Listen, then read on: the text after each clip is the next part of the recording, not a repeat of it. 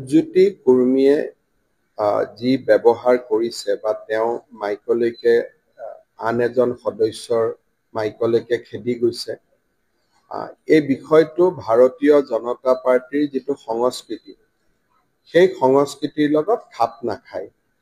সেইকাৰণে ৰাতিপুৱা আমাৰ ৰাজ্যিক সভাপতিৰ লগত যোৱাকালিও মই আলোচনা কৰিছিলোঁ আৰু ৰাজ্যিক সভাপতিয়ে ইতিমধ্যে ৰূপজ্যোতি কুৰ্মীক অসমৰ ৰাইজৰ ওচৰত ক্ষমা খুজিবলৈ নিৰ্দেশ দি পত্ৰ এখন প্ৰেৰণ কৰিছে।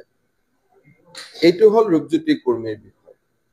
কিন্তু বিধায়ক অখিল গগৈ ডাঙৰীয়া ৰূপজ্যোতি কুৰ্মী এগৰাকী চাহ জনজাতিৰ বিধায়ক, এটা নিপীড়িত নিষ্পেষিত জনগোষ্ঠীৰ পৰা তেওঁ অসম বিধানসভালৈ আহিছে।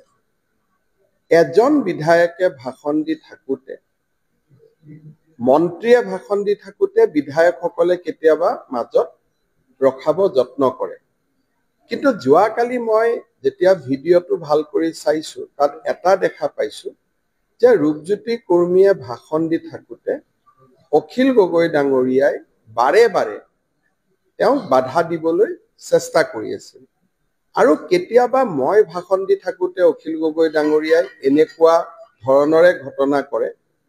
মোৰ অলপ 25 বছৰ বিধানসভাত হৈ গ'ল কাৰণে ধেমালি ধুমলা কৰি কথাখিনি মই ডাইভাৰ্ট কৰোঁ, কিন্তু মনটো সিমানে সেই সময়ত বেয়া লাগে।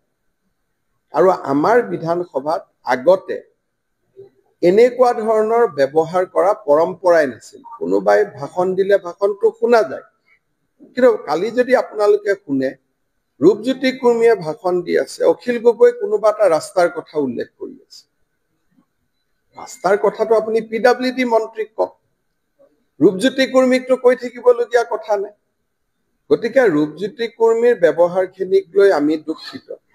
কিন্তু অখিল গগৈ ডাঙৰীয়া চাহ জনগোষ্ঠীৰ নিপীড়িত নিষ্পেষিত সমাজ এজনৰ যুৱকে ভাষণ দিবলৈ অলপ সময় সুযোগ পাইছে, তাতে তেওঁ বাধা দিবৰ কাৰণে চেষ্টা কৰাটো যথেষ্ট উচিত নাছিল। গতিকে কোনোবাই ৰূপজ্যোতি কুৰ্মীৰ ব্যৱহাৰৰ 2 মিনিটৰ ভিডিঅ'টো নাচাই যদি 5 মিনিট আগৰ পৰা 5 মিনিট পিছলৈকে চাই, মই ভাবো ৰূপজ্যোতি কুৰ্মীৰ লগতে অখিল গগৈ ডাঙৰীয়াই ৰাইজৰ ওচৰত ক্ষমা খুজিবলগীয়া হ'ব।